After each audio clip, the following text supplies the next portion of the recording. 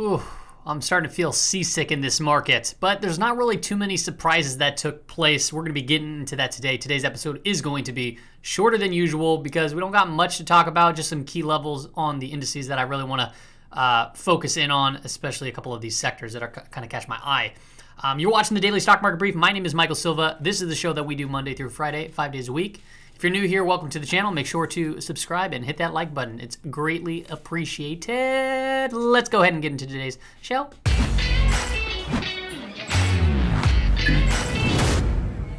All right, welcome back. We're going to just run right through this one today. So first off, when I said I'm not that surprised of what took place today, when we talked in yesterday's market brief, we were talking about how this RSI was getting a little bit overbought, oversold. Sorry, I always get this confused.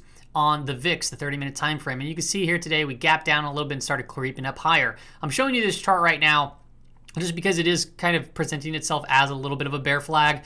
I'm not going to put too much weight on that, but just call it out as I see it. It's a bear flag, which means if we get a gap down through this, it could head lower, which means the market would be gapping up over in the after hours session, which we'll talk about more on like other time frames, what to expect. But I just wanted to call that out here. It did revert its little oversold reading right here and headed right back up to 50. So cleared itself. We have 3 gaps above us, 2 gaps below us. The 2 gaps are the if those are filled, obviously the market's going to continue to press higher. That's where you'd want to probably start taking some profits off the table if we start moving further down this way, or if it's a quick aggressive move to the downside. If it starts shooting up to the upside, that's when you want to kind of start looking for individual setups that are in performing sectors.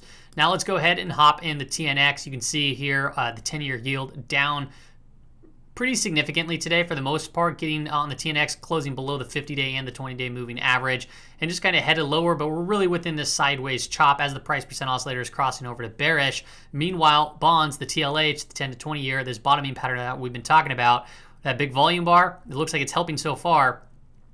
Bullish price. Oh my gosh, I'm losing my mind. Price percent oscillator crossed over. It is bullish, but it is still below zero, and we still have some resistance up ahead.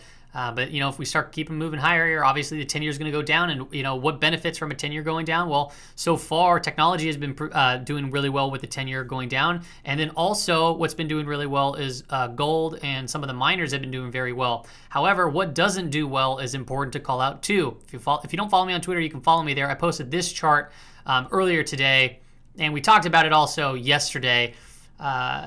Look, we talked about this trend line right here. Well, we cracked through that. I think I mentioned the crack right around here, and we started seeing some more weakness, right? If the yields continue to fall, that's not the greatest thing for the banks, right? The banks like higher yields because they borrow short-term, they lend long-term. It creates more margin. But we do have an area of support down here that has not been cracked. Now I'm looking at this, like you could, I guess, potentially call this a head and shoulders pattern. Yeah, no, you could call it. Yeah, because this is the head. This would be the high. This is a shoulder here, head, right shoulder here, potentially. So, I guess that's always a possibility, but we would need to crack through that neckline. As it stands right now, that's still an area of support.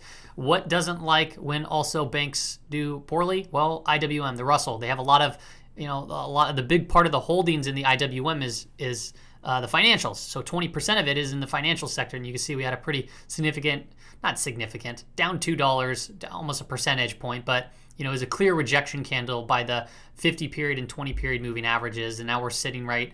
Actually, are we down below the 100? 219.38 is the 100 period moving average. We closed at 219.26, so we are actually below the 100 period moving average very slightly. We can just gap through that tomorrow. We'll see what takes place. The 15-minute time frame, this trend line that we talked about, got cracked, started heading lower. We'll continue to watch. So I don't see any great setups. What I will call out here, there's a possibility that it gets overextended to the downside, and then we could see another bounce. You could potentially call this, a little falling wedge right here, and if it continues to drag lower and lower, look for those very overbought readings, and you can get some pretty big moves to the upside. It would look better come tomorrow if we had a big gap down. that would actually be kind of a good opportunity to just get in early, potentially catch a bounce up, fill the gap, and then it could, see what happens. There's a lot of noise in the markets, just so you know, like obviously in the early hours of trading, just a lot of noise. It doesn't seem to really quiet itself until after 11 Eastern Standard Time. Another thing that I want to call out here is we got above this area of previous support resistance that we talked about yesterday, but look what took place. It gapped above and then it rolled right back over. So gap and then CRAP, you know what I mean. SAP 500, S&P 500. Here's the rising wedge that we talked about yesterday. Cracked down, back tested, came back into this area, which seems to be a key pivot area. You could see here it was support. We had to gap through that. It came back up. Resistance zone. Then it couldn't make it through that, so then we had to gap it up in the overnight session there as well. So far, 417.50 is holding at this moment. So if this breaks, that's a good sign for the bears. We'll monitor it, see what takes place. I will call this out, the possibility, if I haven't done this already. Yes, this is a rising wedge, and if it breaks down, that's one thing. But from a bullish perspective, a little left shoulder, head, right shoulder, that was the neckline. We got through it. We're back testing. Now we might potentially head higher. If that's the case, this little head and shoulders pattern is taking us to all-time highs in the S&P 500, the SPY. And then from the daily perspective, you can see here, we're still above that resistance that we broke. I mean, very slightly down on the day, but we're still have an upsloping 5 EMA. So nothing too crazy really from a daily perspective. NASDAQ, the only thing that I can really call out here is a diamond pattern. That's maybe reaching a little bit, but if this diamond pattern breaks to the upside, I would expect 337, the next area of resistance, more of a zone up there. If it breaks down, it'd be coming to try to fill this gap right down here, which we have also support at 327. Daily time frame, yeah, it was a gap and then it rolled itself over. Nothing too big. If we pull down more, it's going into a 5-period EMA. That's an upsloping, so that's a good sign. It is still downsloping 20-period moving average. We have the price percent oscillator crossover. That's bullish, and we're kind of in this area, this resistance zone. So let's see what happens. I'm not going to be surprised, to be honest. And in the conclusion section, we'll kind of wrap my mind around all of this. But I'm not going to be surprised if we start heading a little bit lower and take a little bit of a breath, or even head up a little bit higher. It's just it's a stock picking environment right now, and you have to be very, very, diligent at finding good setups. Here's the semiconductors. Semiconductors also, slightly up on the day. Not the greatest looking candle, but we got to put it into the bull's favor. Price percent oscillator crossover, and we're above those short-term moving averages and the long-term moving averages. But we're kind of within this area of resistance too. So, and look at the move in the last 5 days, right? It's a pretty big move in the last 5 days. You want to see a little bit of a breather before it starts to head higher, but it's more than possible to continue pressing. There's just I wouldn't want to enter in long right here without seeing some sort of a pullback. I wouldn't do that only because the risk to reward doesn't make sense. I know it can easily fall back down here, and it's a lot of work to get right back up here. So my reward would be 245 to 260, but then my downside is down to 225. It just doesn't make sense from a technical perspective or just a risk management perspective. Let's look at Dow Jones, first starting with the transports, 30-minute time frame. We did crack through this bear flag pattern, rising wedge potentially. We gapped up, way overextended, rolled itself right back over, tested the trend line, bounced up, and then it was a dead cat bounce from that trend line. We headed lower. We are here oh my gosh, I get it all confused every single time, oversold. So what would be nice to see come tomorrow is a gap down, because a gap down most likely would be getting bought up. And then you could look for individual transport stocks that could really benefit from this move to the downside. If it gaps down, chances are we'll get a gap up. That's typically the script. We've been getting gap ups overnight, and then it's just been some crazy price action. If we get a gap up overnight, what to expect? I'd say come test this trend line. So if we gap up, it might push a little bit higher, retest this trend line, and then see from that point if you want to look for short positions that make for a good risk versus reward, or just wait for an opportunity to go long. Here's the DIA. Just clear resistance held, 344.50. Right above that, we have this gap that has not been filled. So just a resistance zone within this range. Nothing more to report there. And the daily time frame, still in bullish context. The 5-period EMA crossed through the 20-period, and it's still up sloping, and the price action is still right above it. Like I said previously, I wouldn't be surprised to see this doodle around in here some more before we get some more clear direction. My video here, starting from my May idea as to what I expect the market to do. I expected, the dollar to get some strength, which we're not really seeing here at all. So, and then if the dollar held below 89.50 for a couple of trading days, I would imagine the market's to head a little bit higher. But right now, it's still just sideways environment. Very, very difficult, frustrating time. But you just need to be very patient, because if we start getting back into the momentum, well, trust me, all those stocks and the ones that you get in, the ones that are having troubles, you can see some big rips take place. So let's really quickly go into commodities, start with the lumber to gold ratio. Pointing back down today, as you know, gold had a pretty darn good up day, which is still very good to me. Like, it looks good, but I don't know why I'm so concerned about this. It seems to me like it's going to have to take a breath, but it keeps pressing higher, and you see the dollar falling, that helps it. If you see the 10-year falling, that helps it. I mean, the 10-year falling, and then you also have like higher than expected CPI numbers, right? So if the real rate of inflation continues to go get more and more increase, then that's really good for gold too as well.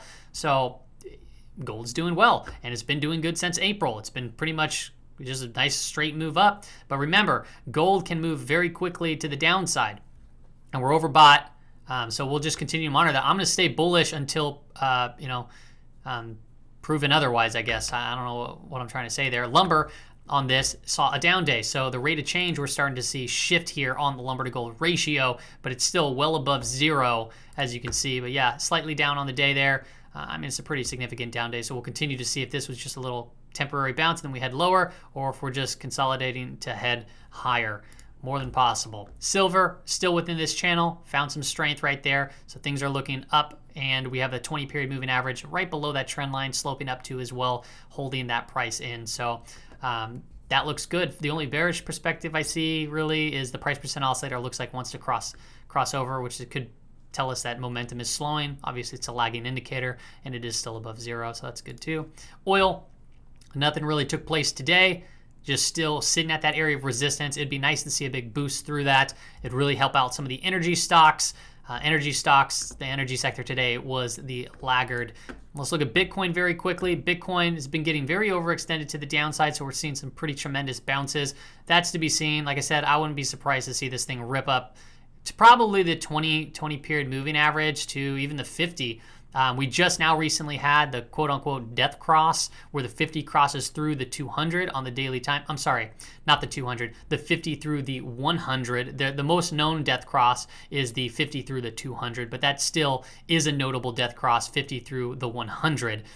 So that just took place recently, and you got to think about the trend. Like, this trend has been super bullish, and now look at the moving averages. They're starting to arch over.